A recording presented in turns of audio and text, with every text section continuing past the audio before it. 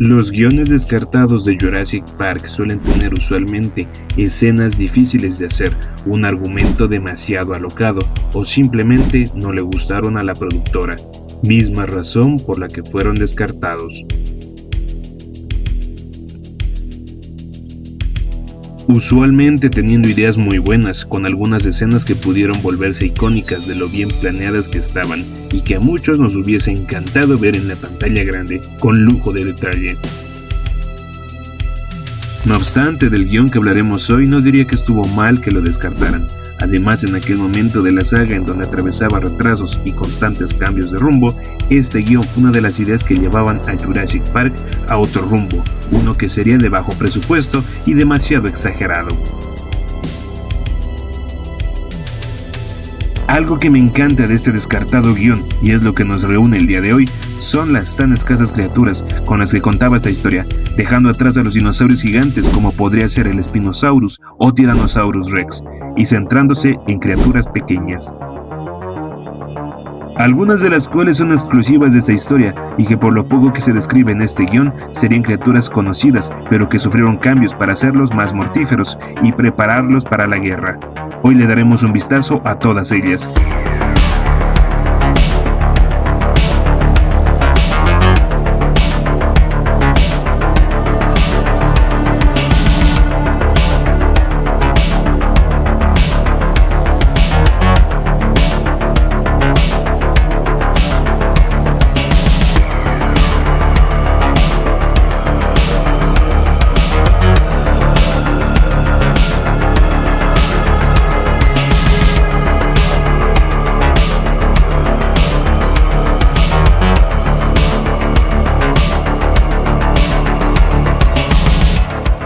Hoy presentamos las extrañas criaturas de Jurassic Park 4.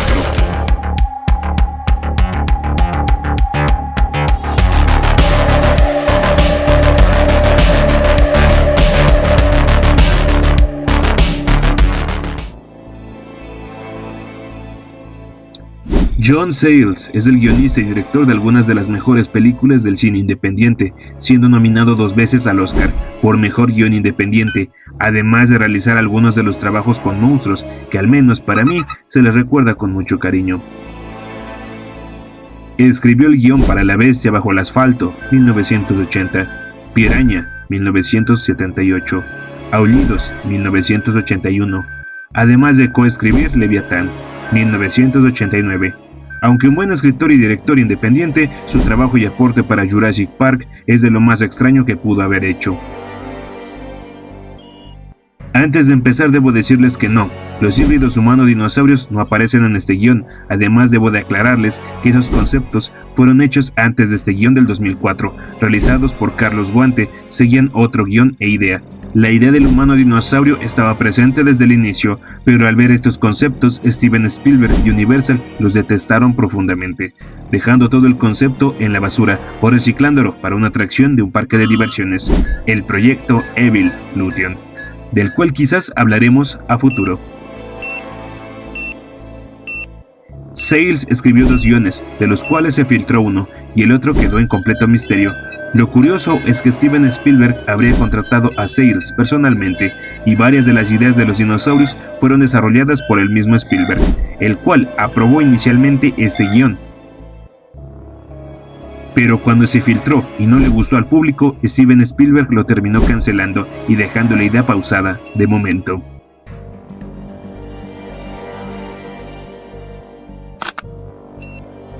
Sé que muchos ya quieren que empiece con las criaturas, pero debo dar algunas indicaciones antes. Primero, en esta historia InGen ya no existe, en su lugar está Grendel Corporation. Segundo, los dinosaurios han empezado a llegar al continente. Tercero, en Isla Nublar los grandes dinosaurios han sido exterminados por Grendel, el cual se encarga de la limpieza de especies extintas. Les recomiendo que vean mi video sobre las versiones previas de Jurassic World, para que entiendan la trama de una mejor manera. Además, de no estarlo, suscríbanse. Más y mejor contenido, muy pronto. Ahora sí, vamos con las criaturas, las pruebas genéticas de Grendel, los intrusos e invasores en el continente.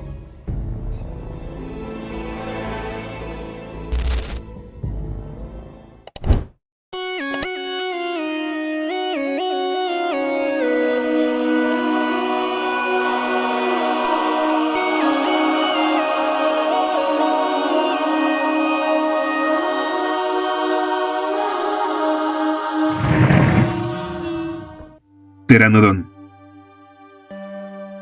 La primera criatura que se nos presenta son los pteranodones, mismos que vimos al final de Jurassic Park 3, los cuales habían llegado al continente y habían establecido su zona de caza en los suburbios, en donde interrumpen un juego juvenil de béisbol. Los grandes reptiles voladores atacan a más de uno de los jugadores, pequeños niños, aunque al final, de una manera bastante improvisada, logran atrapar a uno de los pteranodones en una red de control animal, no siendo su última aparición, ya que al final, después de varias muertes, volverían a aparecer para atacar a uno de los científicos en jefe de Grendel, llamado Sherman, el cual estaba trepado en un árbol, para escapar del ataque de los Deinonychus amaestrados que se salieron de control. De repente aparecerían los pteranodones y empezarían a fijarse mucho en Sherman, terminando la historia con la muerte de este personaje por parte de los pteranodones.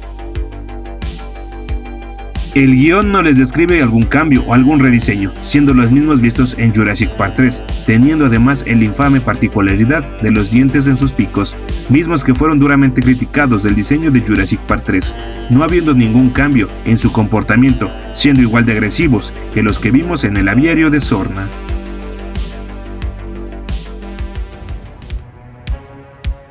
Compsognathus. También entre los intrusos se encontraba una banda de Compsognathus, los cuales atacaban a una gallina en un pueblo de Centroamérica. Más tarde, el mercenario Nick Harris, en su viaje a Nublar, se toparía con estas criaturas, las cuales saldrían de un Ford Explorer abandonado en un garaje escondido, habiendo una gran manada de estas criaturas.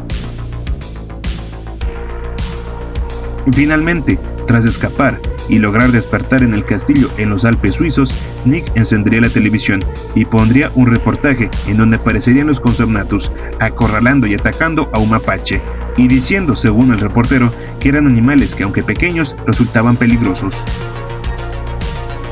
La participación de estas criaturas, al menos en el continente, es una completa alusión o referencia al libro original de Crichton, en donde los Compsognathus llegaban al continente a través de tablones de madera a la deriva, o a través de embarcaciones que llegaban de Nublar a Costa Rica, siendo de las criaturas que empezaron a atacar a personas en el continente.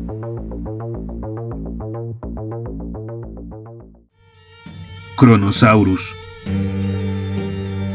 Tras el escape de Nick en Nublar por encontrar la lata de embriones, lograría llegar a la playa, siendo perseguido por la fauna predadora de la isla. Un hidroavión que esperaba para su rescate se encontraba en la playa. El piloto, Darwin, empezaría a elevarse, y Nick empezaría a sumergirse en el agua, para evitar al dinosaurio raptor que lo seguía. El hidroavión estaba en el aire, cuando algo desde las profundidades emerge, y logra arrancar la cola del hidroavión, haciéndolo caer. Darwin, el piloto, sale del agua preguntándose cómo saldrían de la isla, quizás con un submarino, pero antes de decir más es alcanzado por las mandíbulas del cronosaurio, el cual lo devora en un segundo y vuelve a sumergirse. Con el raptor esperando en la orilla, Nick sigue nadando hasta que una escalera logra sacarlo del agua, rescatándolo. El cronosaurio se disponía a intentar atrapar la escalera, pero la logran subir a tiempo, dejando atrás al cronosaurio y a la isla Nublar.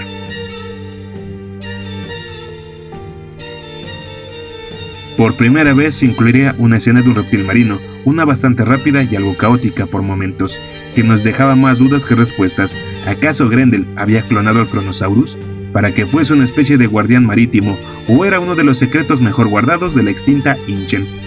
Sin duda, uno de los momentos que más me hubiese llegado a gustar de haber visto. El Kronosaurus en este guión es descrito con percebes en su cabeza y parte de la espalda, además de ser de un tamaño no tan exagerado, pudiendo cazar en aguas poco profundas.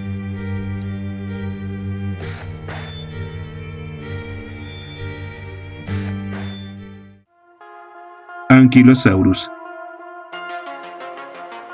Tras despertar en el castillo medieval de los Alpes suizos, Nick Harris, siendo dirigido por Adrian Joyce, un viejo rival de Harris, escucharían fuertes golpes que retumbaban en los pasillos. Harris dice que si se trataba de remodelaciones en el castillo, pero Joyce le dice que eso le solían mentir a los turistas. En realidad se trataba de un anquilosaurio. una hembra que estaba golpeando su porra caudal intentando romper uno de los muros de piedra para poder escapar. Más adelante, usando nuevamente su porra caudal, se comunicaría con el resto de prisioneros dinosaurios, intentando hacer un plan de escape para su siguiente misión.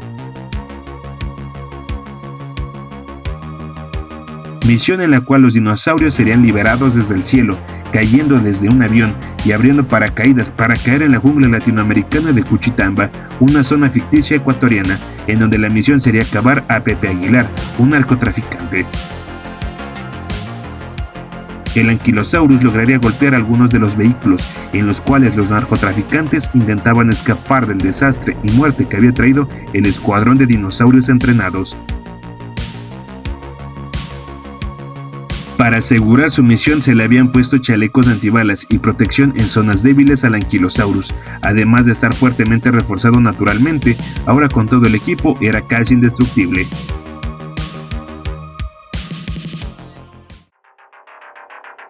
Spiter.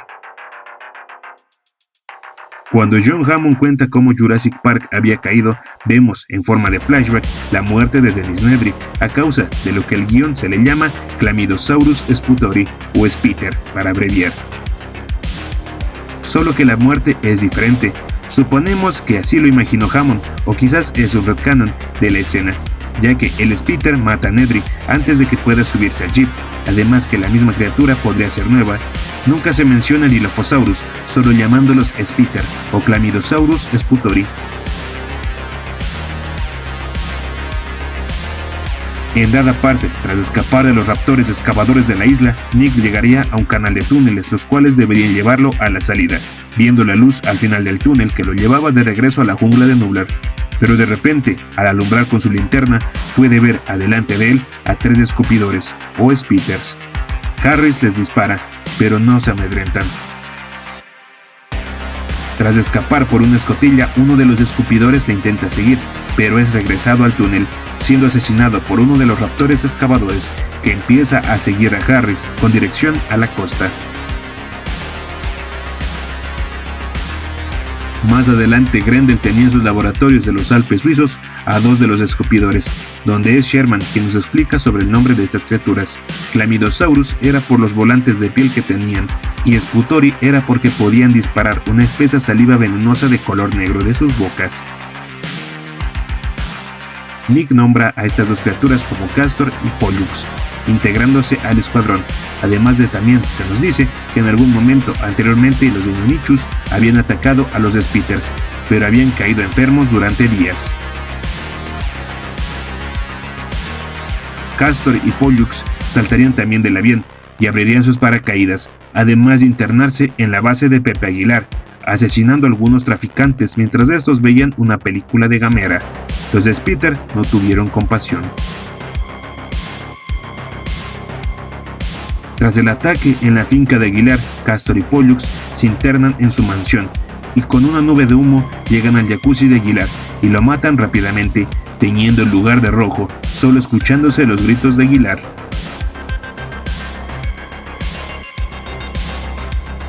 Chlamydosaurus kingi es como se le llama científicamente al dragón con volantes de Australia y Nueva Guinea.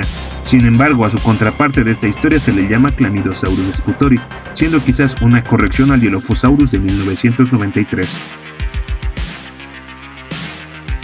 Nunca se menciona si estos dinosaurios son Dilophosaurus o una nueva especie, además de que nunca se menciona si son una corrección al diseño original, con volantes del Dilophosaurus, ahora pasando a llamarse Spiter, quizás aludiendo a que el collar de piel y la capacidad de escupir veneno se tratase de una especie diferente o una especie ficticia, similar al Dilophosaurus, aunque siendo más un Chlamydosaurus prehistórico.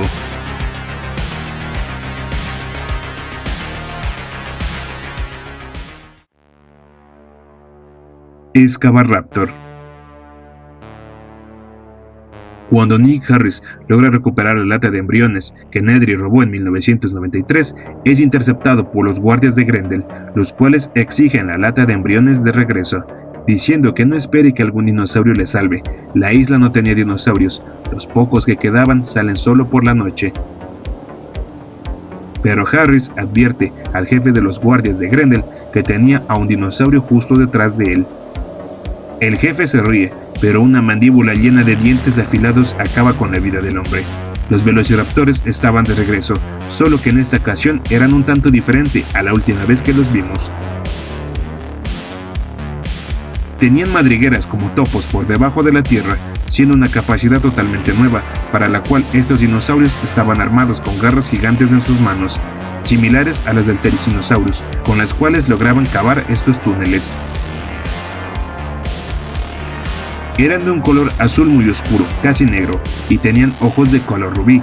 Harris hace enfurecer a esas criaturas, las cuales le empiezan a seguir por toda la isla, hasta incluso llegar a la costa, antes de que Nick pueda escapar.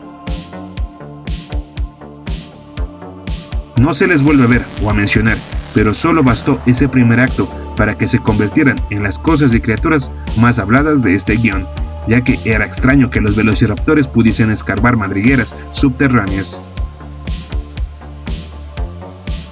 Se desconoce por qué tenían esa habilidad o por qué habían evolucionado así. Lo más probable es que Grendel modificara a los raptores para su proyecto personal de convertir en armas a los dinosaurios, dándoles esas garras y esa apariencia para que pudiesen sorprender al enemigo y para que pasaran desapercibidos en la noche. Sin duda me encantaría que retomaran la idea de los Scavaraptors o Diggers para futuras películas. Ya tienen a Sam Hubert. Además, esta criatura tiene la pinta para ser un experimento rechazado. Un mutante del sitio C sería lo indicado. Deinonychus draxi. En el interior del castillo medieval en los Alpes suizos se encontraría una de las armas más provechosas de Grendel, siendo un proyecto a futuro. Se pensaría en la inclusión de dinosaurios como armas bélicas para fines de lo más cuestionables. El proyecto de los Deinonychus sería llevado a cabo con un escuadrón de 5 Deinonychus, nombrados como Sportacus, Orestes, Héctor, Perseo y Aquiles. Les sería insertado en su cabeza un dispositivo para controlar de mejor manera su cerebro y las diferentes sustancias que éste segrega, para así mantenerlos en calma o en acción. Los Deinonychus serían modificaciones genéticas con diferentes ADN de algo otros dinosaurios, como lo sería Oviraptor, Ornitolestes para hacer más funcionales sus garras delanteras, Perro Doberman para hacerlos más obedientes, y finalmente, y por lo que llevan el nombre de subespecie Draxi, el ADN del varón Hermann von Drax, quien estaba al mando de Grendel y era la mente principal detrás de todo el proyecto. Estos Deinonychus estaban entrenados, seguían órdenes, debido a su ADN y los dispositivos que hacen posible su control cerebral. Además, de alguna manera habían desarrollado más inteligencia de la esperada, teniendo una comunicación ultrasónica, casi imperceptible para los humanos, pero detectable para los otros Deinonychus. Con capacidades militares impresionantes, tenían habilidades biológicas únicas, como lo sería su capacidad de camuflaje, siendo similares a camaleones. En el terreno indicado serían irreconocibles, y eso les daría una mayor ventaja ante el enemigo.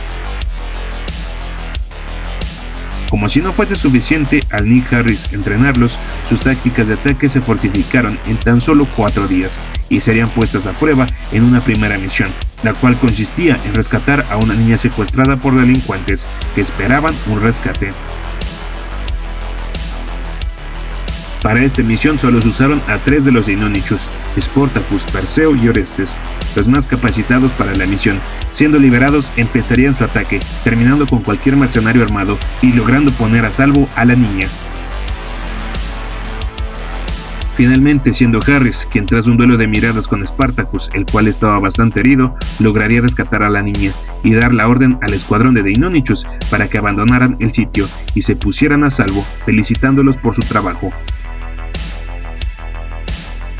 Más tarde, estos dinosaurios inteligentes empezarían a planear su manera de escapar. Todo nos llevaría a su última misión, en donde saltarían en paracaídas y se integrarían en la jungla. Aunque en las pruebas para esta misión, Aquiles, el más joven del escuadrón, no obedecería las órdenes de su neurotransmisor y atacaría a nuestros asustados personajes humanos.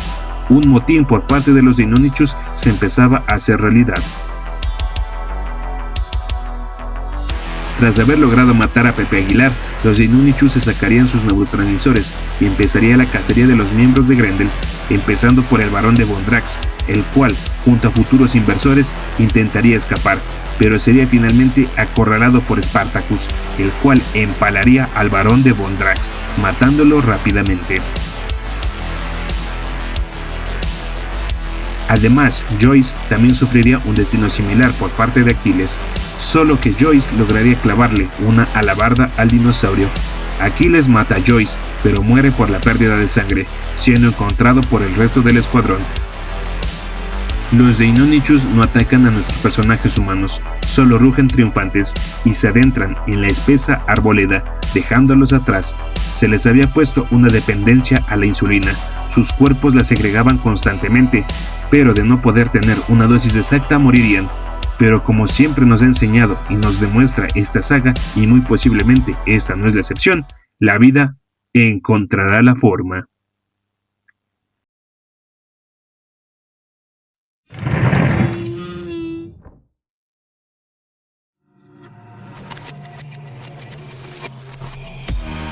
Jurassic Park 4 fue en su momento una idea demasiado locada, que iría por un terreno más de la serie B y que se alejaría de las anteriores películas, siendo algo más ligero y con más acción. Por esa razón, las especies que vemos son pequeñas y bastante reducidas, siendo órdenes de Spielberg, el cual quería algo más simple, menos costoso, de menor presupuesto para esta secuela. De ahí por qué no vemos al Tyrannosaurus u otros dinosaurios grandes, dejándolos como extintos o como exterminados por Grendel. El final nos deja una puerta abierta para una quinta entrega, pero que desafortunadamente o afortunadamente este guión tuvo su camino y se le dio la fama que todos conocemos, un guión raro con criaturas pequeñas pero extrañas, que ahora llevarían la historia a un rumbo más militar y de acción desenfrenada.